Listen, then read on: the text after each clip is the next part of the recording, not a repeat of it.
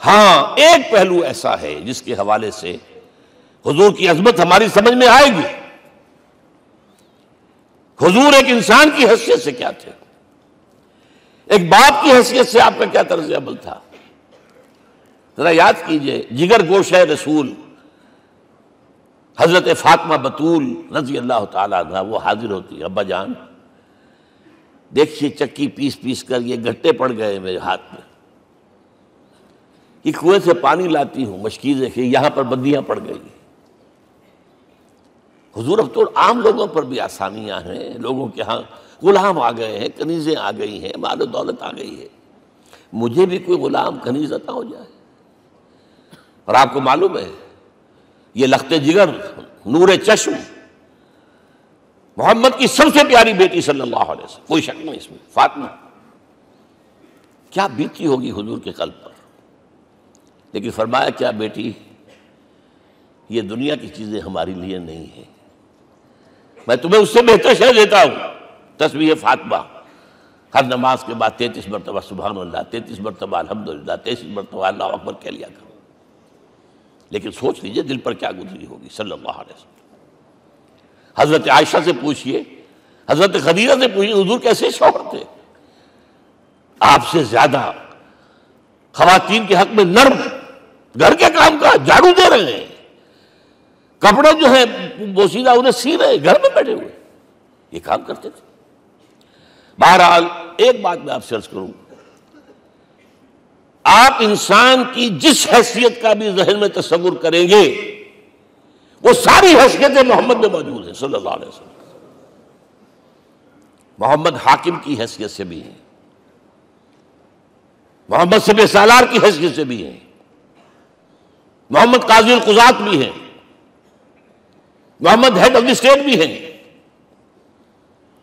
محمد بیویوں والے بھی ہیں, اولاد والے بھی ہیں, محمد 5 وقتہ امام بھی ہیں, جمعے کے خطیب بھی ہیں, مدرس قرآن بھی ہیں, مربی بھی ہیں, مزکی بھی ہیں, اور ہر میدان میں بلند ترین مقام. کوئی ایسی جامع شخصیت ملے گی؟ ہمارے ہاں تو حال یہ ہے کہ جو خطیب صاحب ہوتے ہیں وہ 5 وقتہ نماز کیسے پڑھا سکتے ہیں, ان کا تو اونچا مقام ہے. 5 وقتہ نماز کے لیے تو علیحدہ چاہیے امام آپ کو, اور وہاں بھی ایک امام سینئر ہوگا وہ عشاء مغرب اور فجر پڑھائے گا, ایک جونیئر ہوگا بیچارہ وہ جو خاموش نماز ہے وہ پڑھائے گا. 5 وقتہ نماز پڑھا رہے ہیں محمد صلی اللہ علیہ وسلم, اور خطیب بھی وہی ہے, مربی بھی وہی ہے, مزکی بھی وہی ہے. ہمارے ہاں جو لوگ تزکیہ نفس کے میدان میں ہیں وہ پھر جماعت کبھی نہیں کراتے, کبھی نہیں دیکھا ہوگا آپ نے کسی صاحب کو کراتے ہوئے. یہ جامعیت جو ہے, جامعیت کبریٰ. میں صرف ایک بات کہا کرتا ہوں, ایک اعتبار سے حضور کا اسوہ نامکمل ہے. آپ مجھے سوء ادب کا مرتکب نہ قرار دے دیں, اسوہ کیا ہے؟ عورت کے لیے اس کی اپنی نسوانی زندگی کے لیے اسوہ آپ میں نہیں ہے. آخر نصف انسانیت ہے, اسے بھی اسوہ چاہیے. یہ ہے جس کی وجہ سے حضور نے شادیاں کی ہیں زیادہ. خواتین کے لیے اسوہ حضور کے ازواج مطہرات ہیں, اور ان میں سب سے بڑھ کر جو بالکل یوں سمجھیے کہ آغاز کے اندر نوجوانی میں آ گئی ہیں حضور کی خدمت میں, نہایت ذہین و فطین. انہوں نے پھر عورت کی زندگی کے لیے حضور کا جو طرز عمل تھا وہ انہوں نے بیان کیا نا. اس لیے سورہ احزاب کے اندر اس کا تذکرہ ہے, جہاں یہ آتا ہے لقد کان لکم فی رسول اللہ اسوۃ حسنہ, وہیں پر یا نساء النبی لستن کاحد من النساء, اے نبی کی بیویوں تم عام عورتوں کے مانند نہیں ہو, تمہیں تو اسوہ بننا ہے امت کے لیے. اب اس سے اگلا قدم میں بڑھا رہا ہوں آگے, اور اس کے ساتھ جڑ جائے گی تیسری بات. تیسری بات کیا ہے؟ وَنَصَرُوهُ, اس کی مدد کریں صلی اللہ علیہ وسلم. پہلی بات تو یہ نوٹ کیجئے, حضور انتہائی غیور انسان تھے, انتہائی غیور. یہ کہا جاتا ہے کہ اگر حضور گھوڑے اس میں سوار ہوتے تھے اونٹ پر, اور آپ کا کوڑا نیچے گر گیا, تو آپ یہ کسی سے نہیں کہتے تھے کہ ذرا یہ میرا کوڑا مجھے پکڑا دینا, یہ بھی گوارا نہیں تھا. آپ اونٹ بٹھا کر نیچے اتر کر اپنا کوڑا خود اٹھاتے تھے. کسی سے اپنے ذاتی کام کے لیے کوئی مدد مانگنا امکان ہی نہیں. بلکہ ایک واقعہ تو وہ ہے جب بھی میں تذکرہ کرتا ہوں میری آنکھوں میں آنسو آ جاتے ہیں. یہ ہجرت کے وقت کا واقعہ ہے.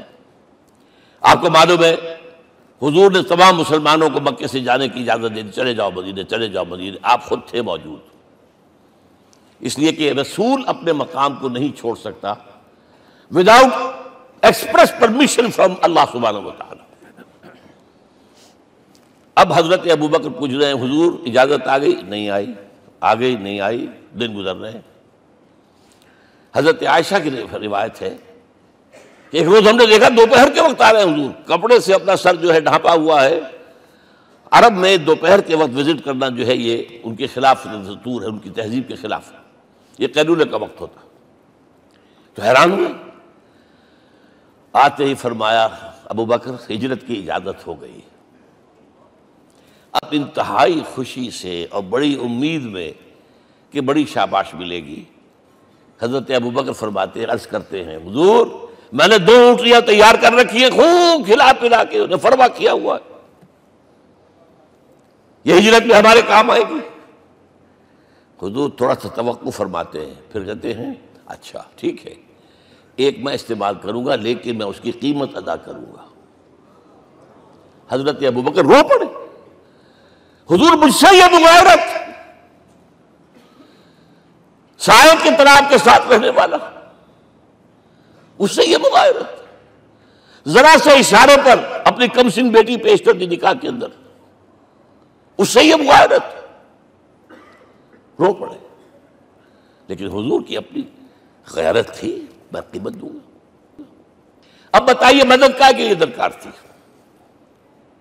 مدد تھی ان کے مشن کے لیے. مشن 2 حصوں میں تھا. اس کو جانیے، آج کچھ علمی باتیں آ رہی ہیں. حضور کے مشن کے 2 حصے، ایک ابتدائی جو تمام انبیاء اور رسول کا تھا، ایک تکمیلی جو صرف محمد کا صلی اللہ علیہ وسلم.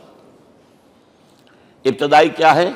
اللہ کی طرف دعوت، تبلیغ.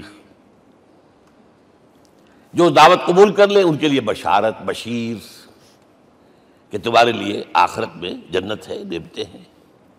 رد کر دیں ان کے لیے نذیر، خبردار کرنے والے، جہنم کے لیے تیاری کر لو. داعی اللہ، اللہ کی طرف بلانے والے. سراجا منیرا، روشنی کے چراغ. یہ حیثیتیں مشترک ہیں تمام انبیاء کرام. تمام انبیاء بشیر بھی تھے، نذیر بھی تھے، داعی بھی تھے، سراج منیر بھی تھے. اگرچہ ان تمام حیثیتوں میں بھی حضور کا سب سے اونچا مقام علیحدہ نمایاں ہے، لیکن حیثیتیں بنیادی طور پر مشترک. ایک حیثیت تکمیلی، اور وہ کیا ہے؟ اے نبی جو دین آپ کو دیا گیا ہے صرف تبلیغ نہیں، صرف تعلیم نہیں، اس کو قائم کر کے دکھاؤ ایک نظام زندگی کی حیثیت سے. 3 مرتبہ قرآن میں یہ الفاظ حضور کے لیے آئے ہیں، هو الذی ارسل رسولہ بالہدی ودین الحق لیظہرہ علی الدین کلہ. 3 دفعہ سورہ توبہ میں یہ الفاظ آئے، سورہ صف میں یہ الفاظ آئے، سورہ فتح میں یہ الفاظ آئے. وہی اللہ جس نے بھیجا ہے اپنے رسول کو صلی اللہ علیہ وسلم، الہدا قرآن حکیم، ہدایت کاملہ، اور نمبر 2 دین حق. یہ 2 چیزیں دے کر بھیجا. کس لیے؟ تاکہ اس دین کو غالب کرے پورے نظام زندگی پر. یہ معاملہ ذرا سوچئے. اور یہ حضور کے لیے 3 دفعہ، اور کسی اور نبی کے لیے 1 دفعہ بھی نہیں. قرآن مجید کے اس نقطے کو ذہن نشین کر لیجیے.